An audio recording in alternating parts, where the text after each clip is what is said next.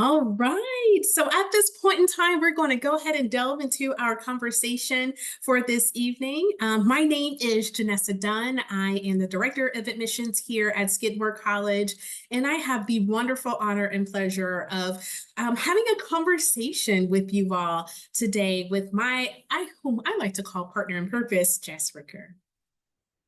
Good evening, good morning, good afternoon, depending on your time zone. We're happy to be here with you today. Absolutely, absolutely. So, just to share a little bit about the purpose of our time together, wherever you all are in the world. And we also recognize that some of you may be back into the swing of school if you are currently in that space. Some of you may be in preparation to head back to school. Some may be pursuing a gap year or maybe potentially considering the transfer process. So, wherever you all are, we hope that this information lands with you well. We do want to signpost a few things before we delve into our conversation. Please note that the Q&A feature is live. And so we encourage you to utilize that at the bottom of your screen if you're using a tablet or a laptop or even at your phone as well. You'll be able to take a look at the Q&A. Our fabulous team member, Sierra Colon, will be moderating that particular area as well. Some of those responses from them will be able to be responded via type and having that conversation with links if appropriate. Outside of that, we'll be happy to answer some questions live. And we want to offer as much time as possible during our time together to answer those questions live. So wanted to signpost those areas. And of course, this is the first of several opportunities to connect with members of our team, members of our campus community, to learn more about Skidmore and also to equip you throughout this application and college search process. So we'll be sharing more information, more links with you at the end of today's session. But for now, we want to really delve into a conversation about admissions, behind the veil, things that may be of interest to you. And if we have parents, guardians, community advocates, please feel free to send in your questions as well. We want to hear from all of you during this time. But before we get into the kind of the nitty gritty of this process, Jess and I actually really want to start our conversation by sharing how did we land here at Skidmore? Why are we drawn to this work? And so I would love to hand it off over to Jess to share a little bit about her experience. Yeah. Janessa, thank you for teeing up this important conversation. And this really takes me back to my college search. I'm a first-generation college student. I had parents who really believed in me, but had not had the opportunity to go to college themselves. And so I landed at a small residential liberal arts and sciences college, not Skidmore, but much like Skidmore, by my own sort of will and volition to be surrounded by learning for the sake of learning, and great financial aid. I was also in need of significant support to be able to afford that amazing experience. So having found that it was almost a little bit of luck and a lot of will and grit that got me there, as I graduated and had my first job and it wasn't quite what I wanted, I was drawn back to higher education so that others could maybe have a more intentional college search experience and journey. And that's part of what drew me to the work. So I've been doing this for 25 years now at 3 different institutions.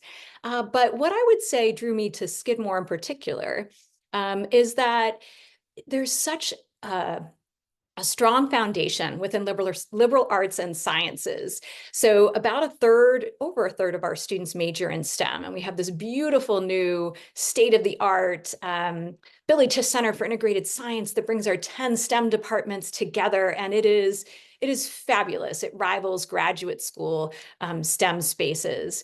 But Skidmore has long been committed to the liberal arts, and we are thriving in the humanities, the social sciences.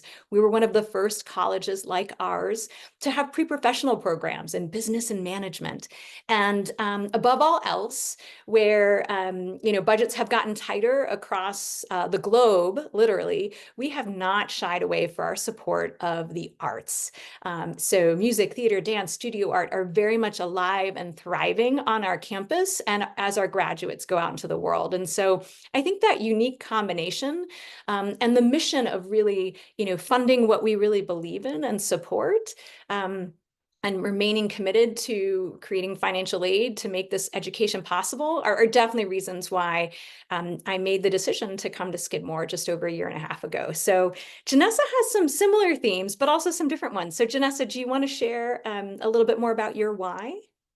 Oh, my dear goodness, yes. And if you all are like me in the background and just listening to our wonderful Vice President, Jess, and just being able to think through the personal aspects, but also just the alignment of where we want to launch students and knowing that they have such a wealth of offerings that are incredible, but also wanting to speak to the whole person. And my journey is a little bit different. I am originally from Birmingham, Alabama.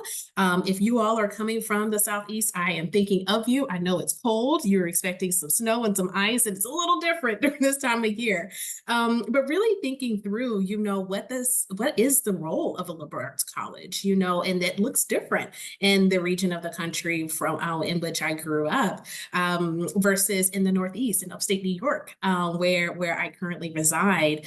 And my journey in higher education started at a wonderful regional public university with over 20,000 students. And so having a very large experience and having access to some really great opportunities, and Jess is not playing when it comes down to the facilities at Skidmore. And as a chemistry major myself in that space, knowing that the facilities that we have in our small setting rival what you would expect at a very large institution, but also recognizing the different pathways and context to which you could thrive. And I was the type of person growing up where I was deeply interested in STEM. I was also deeply interested in the arts. I was an oboe player, double reed. If you are out there, I'm here for you. In that way, I wanted to study languages, particularly for me, for Spanish was really important to me. And being able to take advantage of all of those experiences. And although I had such an incredible time and felt supported at my institution, the structure of the institution was not designed for me to pursue all of those interests within the 4-year period. I had to force it, in that space. And so my journey professionally has been at Research One private universities in the medium-sized level with around 7,000 undergraduate students, to liberal arts universities, 5,700, all the way to wonderful Skidmore size, as I like to call a medium-sized liberal arts college with around 2,600 students in that space, where how all of those different processes and how all of those different contexts can help you get where you need to go, but also what is the best fit for you at the end of the day. And so I am just really excited to delve into these conversations. And if you're ever curious about why I decided to move up to the Northeast where it's a little bit colder, I'm more than happy to answer those for you. I am thriving in a lot of different ways, change wardrobe, but I'm thriving in that way. So really excited to get into this process. And Jess and I really want to start off, for many of you, we know several of you are in the process. You may have submitted your application. You may be beginning to press play on applications that may be due for you, whether that's at Skidmore or elsewhere. Jess, can you start us off with kind of talking about what is holistic admissions and how do students prepare for this process? Yeah. I mean, holistic review, right? The whole person, all the three-dimensional, unique qualities and attributes that make each human being different, right? That is sort of the approach to get to know, to appreciate, and to understand all of those different attributes and how they all coalesce and come together as someone navigates the undergraduate space, both inside and outside of the classroom. And so, the way I like to think of holistic review is that, we are human beings on the other side of the application review process. We are trying to take all the different pieces of the application, which we'll talk about a little bit, the transcript and the personal statement and the activities and the recommendations and other things that we learn along the way. And we're trying to create a three-dimensional person in our minds as we read the application. And really the reason why we do that is because the mission of our institution, right, is one where we want to see students thrive inside and outside of the classroom. You see in our backgrounds, we believe that creative thought matters. We believe that that openness, that curiosity, that inquisitive nature of bringing ideas together and engaging in dialogue across differences with students whose backgrounds and lived experiences are different than your own, that is the true hallmark of an education where you learn to think critically, to solve the world's problems.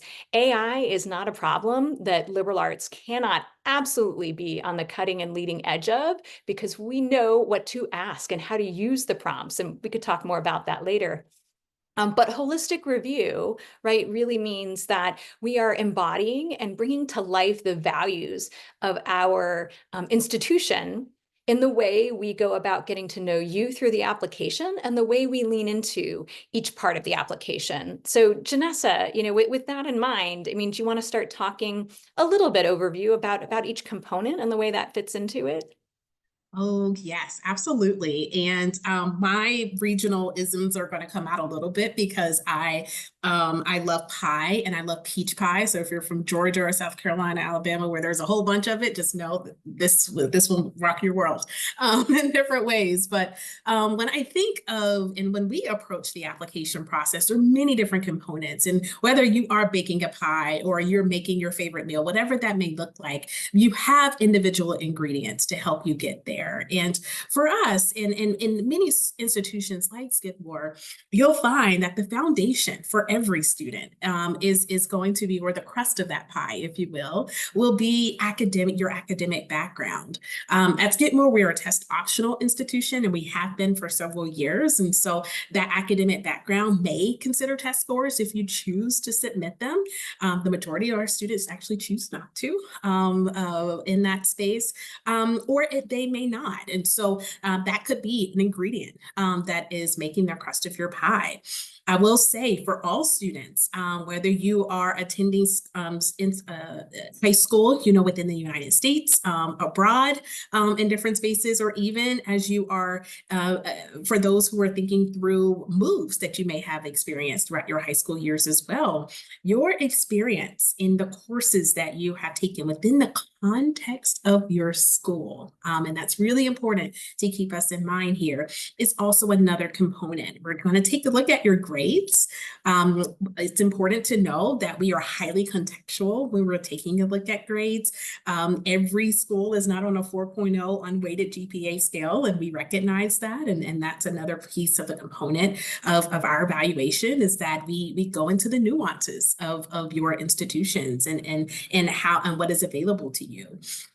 We're also going to be taking a look at other opportunities that you may have had beyond those areas. And so for some of you, you may have had the opportunity to pursue a dual enrollment course. Others may be an AP exam or AP course, advanced placement, IB curriculum, international baccalaureate, Cambridge experience. I'm thinking of our student who's in the Q&A from Florida. I know some institutions in Florida are going to have all of those offerings in one school. And so it's important to know that we want you to challenge yourself, but we also want you to take the courses that are important to you at the end of the day. And for us in the liberal arts setting, there is not a specific course that is necessary because all of our students are admitted as undeclared students. There's not a specific course that is required, such as physics or calculus, for example, for admission. And we can talk a little bit more about those nuances as well.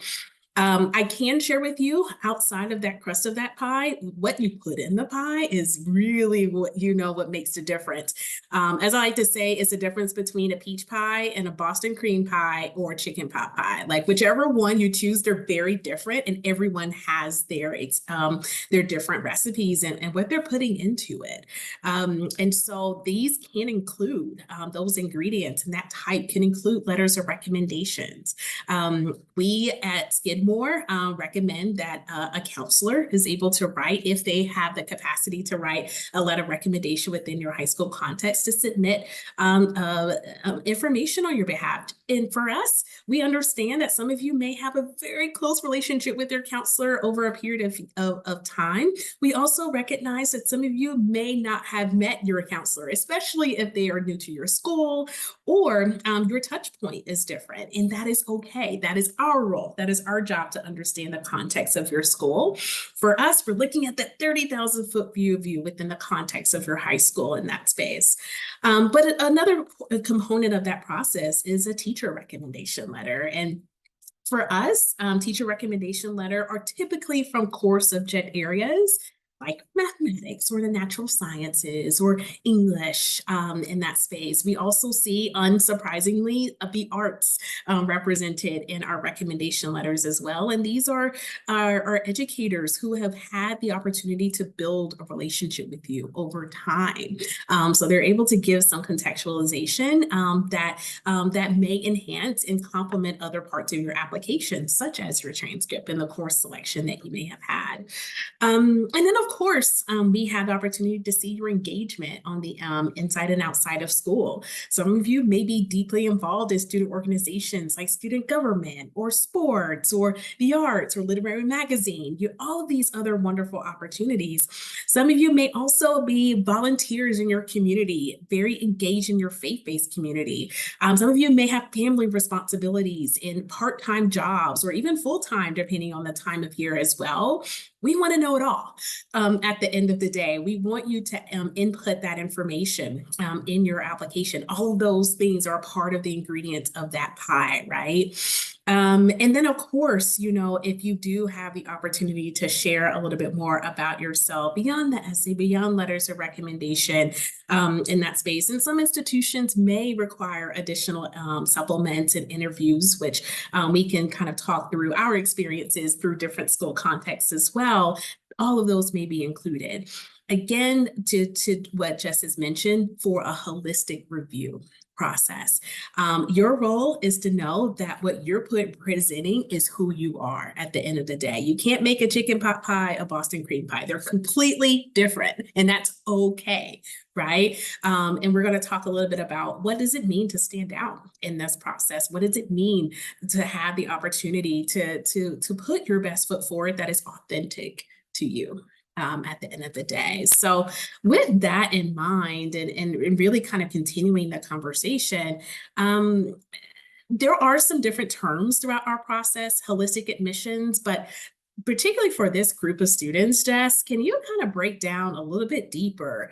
Once a student submits their application, once they present that pie, how do they say, yes, I'm really interested in this school? Can you break down what demonstrated interest means? What does early decision, early action, all of those different areas mean? So, and Janessa, you're making me hungry, right, for pie. But as a student identifies schools that they're interested in and could see themselves thriving, there is a term that a number of institutions use, and really this applies to some schools more than others, right? This is something that is practiced differently at different institutions. But the concept of demonstrated interest, right, is oftentimes in the most simplest of terms, really thought of as an applicant expressing significant interest in an institution by participating, either by visiting campus, attending events such as the one here tonight, different things like that. And in some cases, right, there's an advantageous aspect to it, because signaling interest to the institution means they might take a closer look at your application. Not every institution practices that. And in fact, those who do, everyone practices it a little bit differently. So like so many things with the college process, the answer is, well, the answer really depends on the institution. At Skidmore, we want to make sure that applicants are making informed decisions. And, certainly, there are students who are from, really far away, who are from either overseas or maybe even, as Janessa mentioned, maybe working a couple of jobs, just finding out about Skidmore and just not having the opportunity, even though you're 2 hours away, to get to campus. And that's okay. It does not always mean that to get to know an institution and to signal interest that you have to visit campus.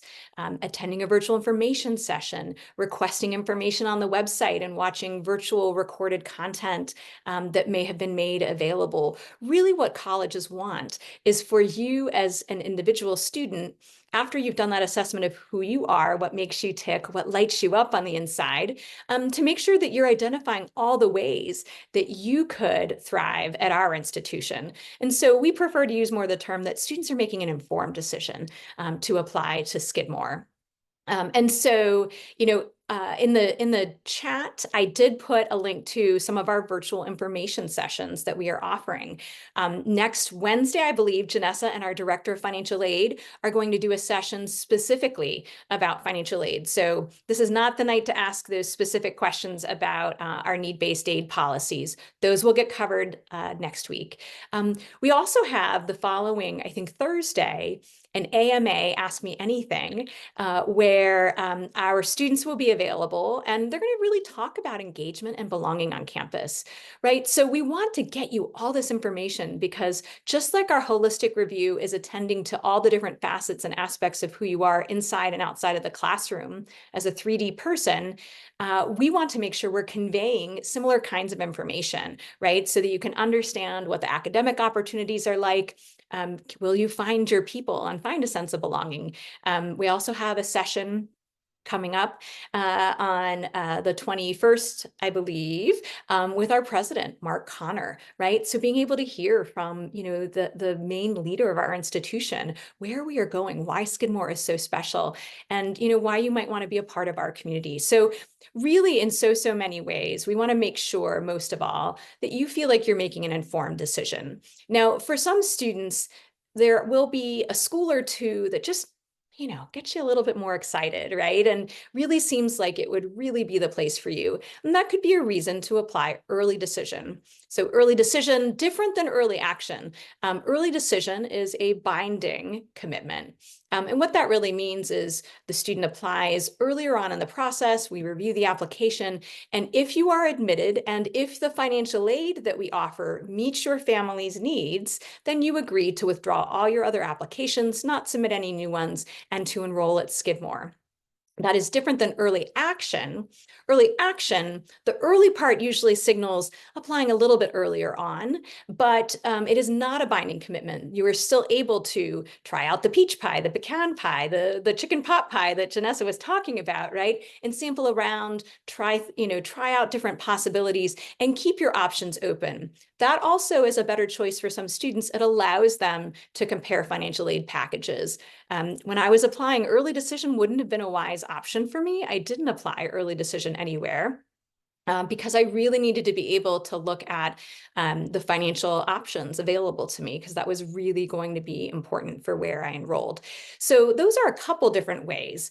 But I think most of all, as we start to talk about all of this, we don't want it to seem transactional. We really are trying to describe this multi-directional relationship building that's going on, you getting to know Skidmore and us in return getting to know you as an applicant. So in a second, I'm going to turn to Janessa. After I sort of share my interpretation of this, how do I stand out as an applicant, right? That's oftentimes why a student may come to a session like this to see what is it and how do these decisions get made, right? What's the magic that's going on? So Janessa, actually, I'm going to let you go first. Do you have thoughts or advice for applicants about standing out? Oh my goodness, absolutely. And I love this question. And it's in it, and I may refer back to the pie analogy a little bit because at the end of the day, you are who you are. And that is the most important piece to keep in mind. And I'm just taking a look at the Q&A and I see so many students with various interests from literally all over the world. And each of you have had your incredible, unique experiences to get you to where you are. And so I think one of the biggest pieces, and I know both Jess and I have had really great experiences in the context of selective admissions, and particularly like at a place like Skidmore, where unfortunately we're not able to offer admission to every single student who is qualified and who would be a really great fit for Skidmore, and also recognizing that it is not a reflection of the student's ability nor their promise to be successful. And at the end of the day, in terms of standing out, I think it's not what you want us to see about you. And I will use the essay as an example, which is another part of that pie. At the end of the day, you're thinking about that 650-word essay before you press submit through the Common Application Coalition application, for example, and really thinking through, like, is this topic going to land with the admissions officers, or is the faculty member going to be turned away at the end of the day? And, you know, one of the rules of advice over a period of time after reading thousands of essays at this point is, you know, as long as you have brought that topic back to yourself and how it progresses you forward, you have done your job. And I'm going to use, you know, one of the 7 topics of Common App, whether you're creating your own topic or you're talking about a challenge that you may have overcome in your life or something that excites you in that space. We want to hear from you. We want to see, you know, you can use the word I, you know, you can make it a personal opportunity to talk directly to us. And actually, this is part of our process. It's the only time that you can have that direct line to us as readers or our wonderful faculty partners here. And we want you to bring in humor if you choose. We've had students do spoken word. We've had students, you know, write a creative story, and they're really into poetry. Like, we really want you to lean into the areas of interest that are important to you. And it doesn't always have to be a magnanimous event that has happened in your life. It could be a slice of your life. And one of my favorite essays in the past, and I tend to use, you know, this example, is one where for if any of you are from the Carolinas, you may hear this, but there is an example of a gas station. It's called Sheetz. So if you're from like mid-Atlantic, you may hear Wawa, or if you're from Texas, you have Buc-ee's. But in the Carolinas, Sheetz, it has a stronghold with a lot of folks. And one of the piece about, you know, this particular student is that they talked about how on road trips, they were from Ohio, like Jess, and they would travel from Ohio to North Carolina, and they would stop at Sheetz. And the way that they wrote about how when they walked into the Sheetz, and it was like an amusement park, they were able to go to the screen and pick all the things that they wanted and go down to the end of the line, and just how colorful and whimsical this person wrote about how excited they were as a child on this road trip. At the end of the day, I was able to garner and pick up on the theme of how imaginative this individual was. And this student was deeply interested in education. They wanted to work with children. And I was like, oh my dear goodness, I would love to be in your classroom at the end of the day, just by the way that they approached that topic, because it was very personal to them. At the very end of the day, Sheetz is a gas station. It is like, it is not, you know, that in that way where you feel that it's going to be this inspiring opportunity. It is about how they wrote about it. Right. And how and why it was meaningful to them. And so that's something that I would say: choose something that is important to you, choose a slice of life and run with it. What do you think, Jess? Absolutely, right? It's not the topic you choose, it's how much that topic reveals about who you are.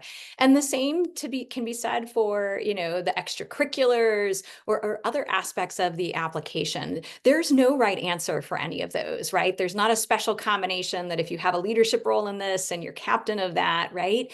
It's really, everything is about context. And I have 2 things to share.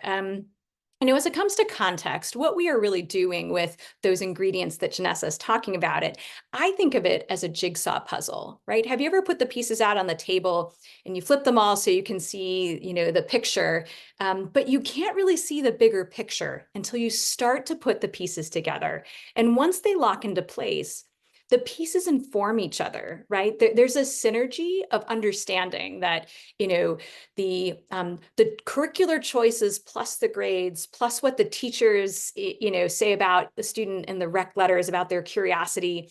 There's a synergy there. Synergy is, to me, like, not 1 + 1 instead of equaling 2. Synergy is 1 + 1 = 3. It's more than the sum of its parts. And so what we're really trying to do is put those pieces together to really get these insights of who you are and what makes you tick. And that's why, the same two students with the same essay topic and maybe similar lists of extracurriculars, right, read very differently to us. And I think really what this is, in terms of the advice I have for you for standing out, would be, you need to think of this like you are an artist curating your art exhibit or art show, right? You're not going to show every finger painting that you did from kindergarten, right, on through senior year, right? An artist, when they do an exhibit, they pick and choose things that are really representative and important to them, right? The application is not going to say everything about who you are and what matters to you. And that's okay. We actually acknowledge, Janessa and I can talk about, the application is imperfect, but you will need to pick and choose some things that, if you've done a great college search process, you've learned a lot about yourself throughout the way. Which of your activities have been most meaningful? What brings you joy? What kind of student and learner you want to be? What teachers really get you excited about the topic, right? Similarly, we want you to sort of take what you've learned through this process and curate your exhibit with what you choose to write your essay about and how much it reveals about you. Gas stations, right? That can be a great essay topic. My favorite essay ever was about tofu. Right? So, and the student is now writing professionally. So really was a great essay then. And she's an amazing author now. But, think about which pieces of yourself you really want to make sure you tuck into the application. And so I think that would be an important piece. Now, I think this is a good moment, Janessa, for us to segue into institutional priorities. And I'll get us going, because really already at least twice I've heard you mention, right? The admission decision or outcome is not a reflection of a student's self-worth, right? With Skidmore having 12,000 applications or so every year, and we are residential, last year the admit rate was about 21%, right? It is very challenging. And it is the hardest part of our jobs, right? Is that we can't admit every amazing student that we would really think would thrive and would want to bring to our campus. But we do have a job to do, right? And I think that can maybe be expressed as institutional priorities. So do you want me to keep going, or do you want to pick up from here? But we really, above all else, want to make sure that the admission decision is not a reflection of your self-worth. It's usually about the limitations of the spots at an institution, having to make those judicious decisions. And it doesn't mean how amazing a student's going to go on and be in their future. So what does institutional priorities mean in a little bit more depth, Janessa? Yes, and institutional priorities and I'm glad that you mentioned this because we did see that question come up in the Q&A from someone who is also interested as well, is really thinking through what are the needs of the college or university. And so if you have a team, and I'll actually use an arts example, as an oboe player myself, I knew when I was in high school, for example, there were not many people who knew how to play a double reed, whether that was oboe or bassoon. However, the instrument that I transitioned from was the clarinet, where we had a large group of really wonderful students who performed in those areas. But the particular ensemble really needed an oboist in that way. And being in a space where you have that, the ability to be to bring in that perspective and that talent, and in that space. And the same can be said with athletics teams. If you're into ice hockey, which I have got into a little bit, moving up to upstate New York, you may need a goalie who's really going to be on it in that space. And you're going to be looking for specific areas and talents to make sure that you are filling that void, especially if your goalie is graduating. and so no longer at the college. And so when we think of institutional priorities, they are based on a variety of different things, and they're very specific to the institution itself, and they can vary year by year. And so if you are on many different platforms, and I'm thinking, House Confidential or Reddit or just in general, on social media, and you're having conversations in your school with your high school counselor, with older siblings or friends in this space, some advice may be incredibly helpful, and it may not always be applicable to your specific year. And so institutional priorities are typically grounded in the institution's mission and values. For us at Skidmore, the liberal arts is really important to us. And you hear us talk a little bit about our students, we do not admit by major here at Skidmore. We want students who are going to be looking at a variety of different areas. Some students don't have any idea, and that is okay. Our curriculum is designed for students to make those decisions, and at the end of the day, they end up double majoring and triple majoring in interest in when it's time for them to declare, because of that exploratory perspective. And that for us, that is the heartbeat of our mission, right? There may be other years, in different spaces where we may be a little bit more specific in that way, where we really do need to have an ensemble with an oboist, right? And we're going to be working really hard to recruit a really great student who will be a great oboist on our campus, who also aligns with Skidmore. And knowing that they are an integral part of the community. So that's the way that I would describe it. Yeah. I mean, I think truly, we want to have artists and athletes and activists, right? There's room for a little bit of everything. And sometimes there's an artist activist combination, right? But really, Janessa, right? We couldn't have a class full of chemistry majoring oboe players, right? We want to have a broad array of just combination of everything. And I mean, and this is diversity in its richest form, right? Students who think in different ways. Students who are more vocal, first to raise their hand in class, then the quieter student who maybe in the group conversation turns the conversation on its head. We want students who are going to major across different disciplines, right? From classics and philosophy through social sciences, humanities, the arts, STEM. Students who have, we talked about athletics teams, arts ensembles, all those different things. And so, it really is the context of an institution in an individual year where, sometimes, and I was the flute player, sometimes you're the flute player in the year that they need the oboe player, right? And so again, I think one of the aspects that we're trying to convey is that the process is institutional priorities is sort of a nicer way of trying to say that the process is really still in the hands of the institution, right? And so we want to make sure as you go through this process, you are feeling empowered, you're feeling your agency, right? And these choices of getting to know institutions, making great choices about what you want to share about yourself in the application process. And knowing that we may read an application and absolutely validate and see that on our end, but may not always be able to offer the admission, right, to be able to validate that. So don't let an institution's outcome ever take away your agency for your life and your future. And I think if you're doing a thoughtful college search process, chances are you are going to land on your feet. There are a lot of great institutions out there.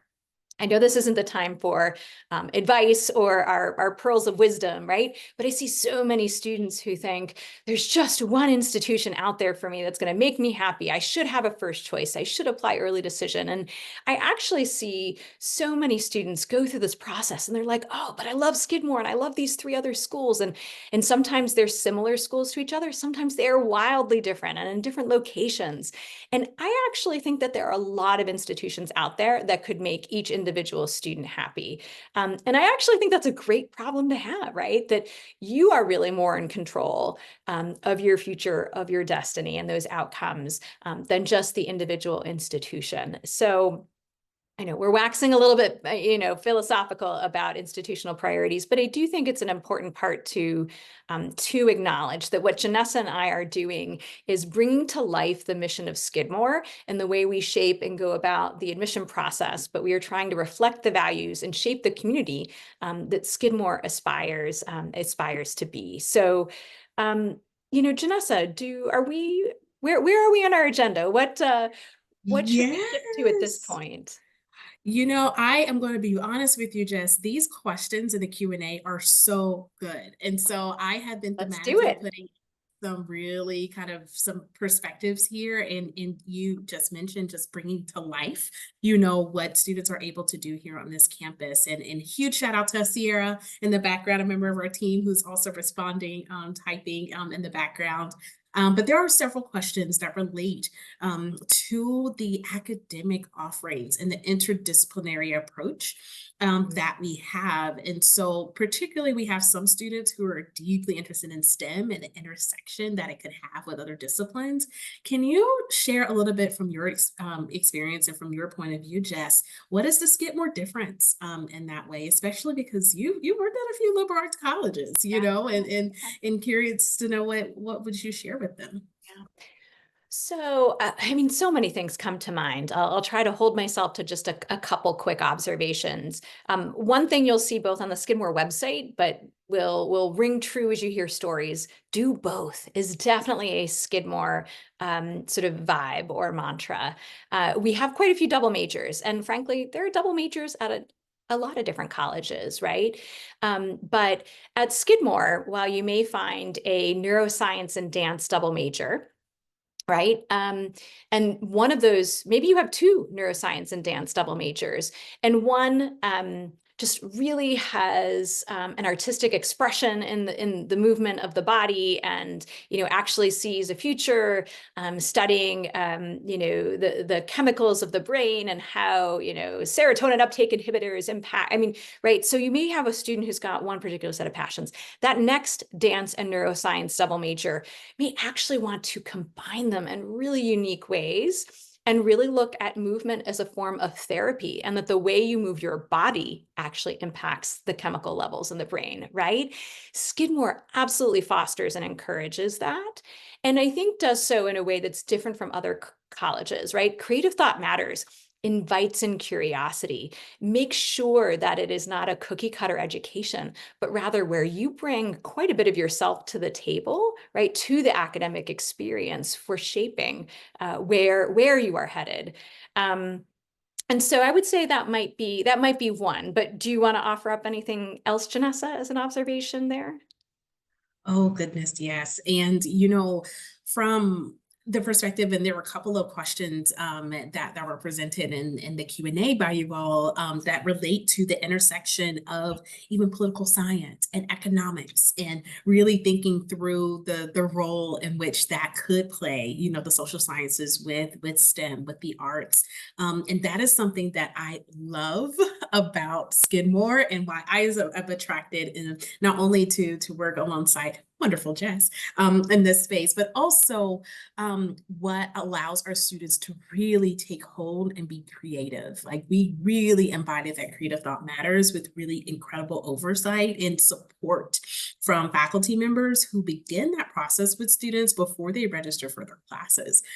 It is not very common that there's a faculty advisor for you during your first year. And not only that, they are there, to support you throughout your entire first year, and to support you moving forward as mentors, open office hours. And most of our students call their professors by their first names in that space, and doing so in a way with a great deal of respect and also exploration, and not thinking outside of the box. And particularly, within international affairs, we have incredible faculty who've been able to combine international affairs with business, and our approach to business is really broad.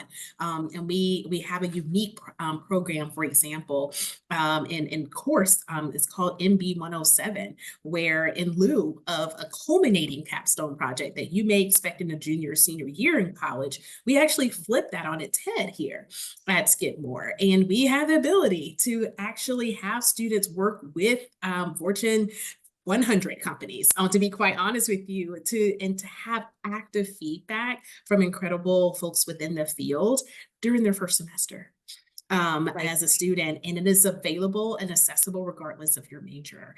And it's one of the most popular courses that students have, whether you want to pursue business or not. Being able to work in teams, being able to collaborate, to work on something that you're seeing a problem, how do you actually execute a plan, and garner buy-in to ensure that you have that. And that requires being able to speak with folks across different spectra, including disciplines. And so there's so many different ways in which students are able to do so. Entrepreneurship is another, arts administration is another, and that list goes on and on and on. So again, I'm like Jess, I'm like, it's hard to choose one, but those are a few of the areas that I just, gravitates towards. And our students, they are well prepared, and they're creative even in entrepreneurial pursuits or going to graduate or professional school, going to medical school at a very high rate. They're very prepared, and they have a thought process and the critical thinking skills to be successful there as well. Right. Oh, so many good things. I get excited. So there's several questions in the Q&A, and and one of the other themes that we see a little bit more of, and I'm curious to know a little bit of Jess's experience too, of the role of being able to foster and to support community, and particularly as it relates to solving real world problems, but for students who are coming from a variety of different backgrounds. He hinted on this a little bit earlier, just, we have students coming from many different parts of the United States. About 60 countries are represented amongst our wonderful student body as well, from all parts of the world, different languages, different experiences. And how do we, kind of bring folks together to make those connections? Yeah. This is going to sound a little bit repetitive, but I think it's just in who we are. It's in our DNA. Creative thought matters. How is this the fourth or fifth time I've said this tonight, right? Creative thought matters describes our community on so many levels, and it's not just academic. I mean, creativity, as I said before, it's curious, it is inclusive, it invites in different perspectives other than your own. Creativity has an openness to pivot, to think differently, to learn and grow from those around you. And I would say that it's sort of a, is it that we've always been this way, and that's why creative thought matters sort of became our mantra or motto? Yeah, there's a kindness, there is a respect and appreciation. It doesn't mean that we can't be, Janessa and I couldn't be in a class together and get into a really interesting, stimulating conversation where we are on different sides of a particular opinion or perspective. But when that conversation is over, what I think the difference is at Skidmore is that, Janessa and I would be able to still respect one another, right? And to do so in a way that is kind. There are so many different ways that the world has shifted since the pandemic, and we experience it so differently. And each year we see students who are at a different place in their educational and growth experiences as a person. When sort of the crux of the pandemic was upon us, and we see how that impacts people in so many different ways. I really think that as the world has emerged, human connection and relationships have become even more important. And those are certainly the hallmark of an education like ours. There's a reason why we are not an online school. There's a reason why we are not a commuter school. We are residential. We have a 7-to-1 student to faculty ratio because those relationships and that engagement matters inside the classroom with your faculty and your student peers, outside of the classroom with the rest of the larger community. And so I do think that there is something about our community that really is special. And it's one of those things where sometimes it's a gut feeling or a vibe that you just kind of experience, but it's definitely part of what drew me to Skidmore after having worked at a couple institutions. But Janessa, I think this one's important enough. I think it's really important for you because, in a lot of these Q&A threads, there is this, authenticity, belonging, my community. I can get a great degree at a lot of places. What is it about Skidmore? So what's your take on that?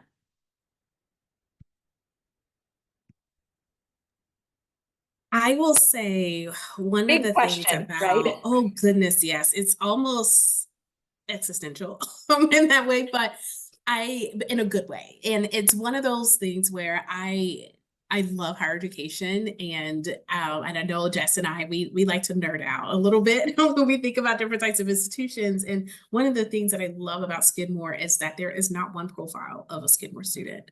There is just simply not. We have some really well-angled students who are deeply invested in their art, and in their talent and their skills. We have students who are doing everything under the sun, and doing so in a way that is authentic to them. They're able to have balanced lives, and doing so where they feel supported. And we are an institution, and contextually, I am from the Southeast.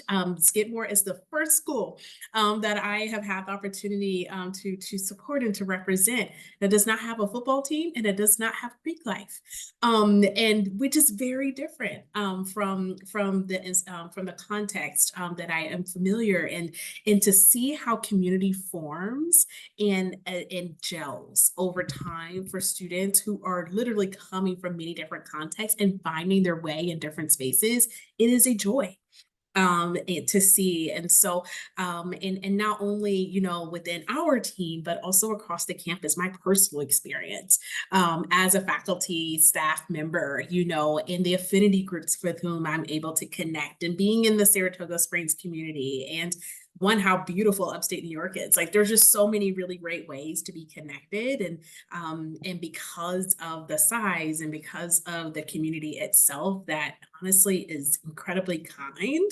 and also curious, and in a lot of ways really want to see you thrive, and not competitive in that space. It will challenge you, but not competitive. That's something that am just proud to be able to support, and hopefully to continue to support with our incoming students this fall. Oh, so many really great aspects. So there are a few questions that are more admissions related, Jess, that I would love to be able to talk through. A couple are kind of talking through just the process of holistic admissions. What does it mean to know that we don't have supplemental essays? We don't require interviews. Why? Yeah. So look, you all are very busy, and it's hard enough to do a really thorough college search, right? Starting with that self-assessment of who you are, what makes you tick. We want you to enjoy your final years of high school and not be stressed out the entire time about the college search process. And then each institution has its own unique requirements. It's really almost a full-time job to do the college search process, and to do the applications themselves. And so we really at Skidmore have had, and we continue to have conversations and check in from year to year. But we don't want to create all kinds of extra hoops for you to jump through. And one of the reasons why we don't require, right, like supplemental essays, would be that we really think that it's our job to take all the materials that are already required in the process, the application with the extracurriculars and the personal statement, and the letters of recommendation and the transcript, and to synthesize those. I think we can make good admission decisions with just that, without requiring you to stress out over yet another essay that may have a slightly different word limit, whether that's 250 words or less, right? And the same almost goes for interviews. We until this past year, offered interviews. We still at Skidmore absolutely believe in this highly personalized experience. And, if a student is interested in Skidmore and has questions and wants to talk one-on-one with one of our staff members or our students, that's the reason why we do Thursday night AMA Ask Me Anythings with our students on Zoom, right? So you can get that information. But oftentimes what I found is that a student is is, even though we say the interview is a relaxed conversation, they're kind of like white knuckling the chair and thinking, oh my goodness, this is going to determine my future. When really the interview conversation was really an opportunity to get to know more about a student, and for them to be able to ask questions. So we asked the team, what are the best interviews? And we all felt that the best interview was when we helped a student see what was so special about Skidmore and how that would be a great opportunity for them in their future. Similarly, they also would come out of interviews and say, I think the student realized that Skidmore is not quite the right place for them. And we really valued that as well. But the interview, just even the term, right, really brings up some stress and anxiety for students. It seems like a high stakes experience. And so we've actually shifted away from interviews. We don't offer those anymore. To things like we do Creative Thought Works is one of our series where we have alums come and talk about what they've been doing since Skidmore. And then we give students who are at the sessions a chance to ask questions of the alums, right? We're doing these Ask Me Anythings with our students. We have virtual information sessions with our admission counselors. What we really want is for you to see, is Skidmore a place I could see myself? Can I try it on for size? By attending this virtual information session, by interacting. And so we really have shifted our energy to those opportunities, especially because not every student is going to be able to get to campus before they apply or are admitted. And so we just really want to make those scalable opportunities for students to really get to know Skidmore. Excellent, excellent, excellent, and all really wonderful, beautiful aspects and our approach to this process as well. And I did answer a couple of pieces in the Q&A. I know we have lots of questions there, and we're not able to get to all of them this evening in that way. But we also want to ensure that you all are aware, that we are most certainly here to continue the conversation and to also, help us put your best foot forward, in that space. And I think one of the biggest pieces from holistic admissions, and particularly in a selective admissions process, is, our team has an approach of positive advocacy, really looking at reasons to see why you are a really great alignment with Skidmore. We don't have a red pen or a red marker on our computer screens, for example, when evaluating your application. We really truly are looking at your value add attributes and the level of experiences that you're bringing to your college journey in general. So again, if you do have any specific questions or specific circumstances, maybe you've had some hills and valleys throughout your high school experience that you want us to know about in that space, please feel free to utilize the additional information section of your application, whether that's on the common application or the coalition application, for example. Please feel free to email a member of our team. We do have admissions counselors who cover every inch of the world in this space, including Sierra in the chat, who also supports our international students as well as students from New York. And so there's so many different ways that you can connect with us. Jess in the chat has done a beautiful job of sharing some additional links. And so we do want to ensure that you are equipped with information that may be helpful to you as you're navigating these next steps. And so this screen that we're going to be sharing right now is just a way for you to remain connected with us, but also knowing that over the next several weeks, we're going to be hosting a lot of different areas. We're going to have a session about belonging. We're going to have a session all about financial aid next week. You're going to hear from President Connor, who is an amazing leader and someone for whom both Jess and I are really privileged to work with our amazing student body.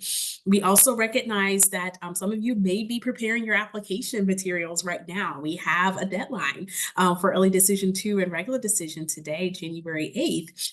But it's also important to know that we are flexible with that deadline as well. So if you do need a little bit of extra time, or if you're waiting for a letter recommendation from a teacher, know that you have until the end of this month to make that those materials to send those along to us. And if you have questions along the way, we're more than happy to answer those questions for you. But again, we are just so privileged and honored that you have chosen to spend your morning, afternoon, evening with us. And I know there are a couple of folks from out West Coast right now who are going through wildfires, and we are sending our absolute best to you at this point in time. And we hope that you remain safe Right. and sound in that space. And for those of you who are early morning right now across the world too, we appreciate your spending your time with us. But at this particular time, we are actually going to wrap it up a little bit, but this is not the last time. So we hope to be able to see you soon. And again, we appreciate the conversation, the questions, and we're really excited to lay our eyes on your applications this particular year if we haven't already.